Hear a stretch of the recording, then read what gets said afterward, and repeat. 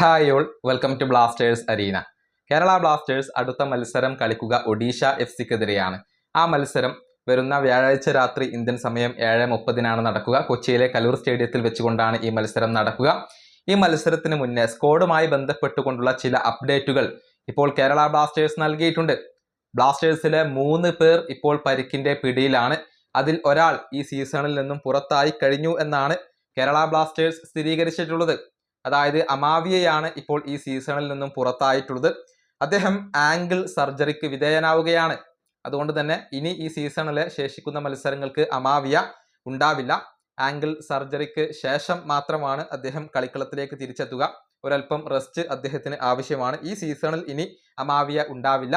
മറ്റ് 2 താരങ്ങൾ, അത് കരീം ബെനാരിഫും അതുപോലെ തന്നെ ഡാനിഷ് ഫറൂഖുമാണ്. രണ്ടുപേരും ഇപ്പോൾ പരിക്കിന്റെ പിടിയിലാണ്. ഹാംസ്ട്രിങ് ഇഞ്ചുറിയാണ് രണ്ടുപേരെയും അലട്ടുന്നത്. ഇവർ എത്ര കാലം പുറത്തിരിക്കും എന്നുള്ളത് കേരള ബ്ലാസ്റ്റേഴ്സ് പറഞ്ഞിട്ടില്ല. പക്ഷേ മെഡിക്കൽ ടീം ഇവരെ ഒബ്സർവ് ചെയ്യുന്നുണ്ട്, ആവശ്യമായ എല്ലാ ട്രീറ്റ്മെന്റും നൽകുന്നുണ്ട് എന്നാണ് കേരള ബ്ലാസ്റ്റേഴ്സ് അറിയിച്ചിട്ടുള്ളത്. എത്ര കാലം ഇവർ പുറത്തിരിക്കും എന്നുള്ളത് വ്യക്തമല്ല.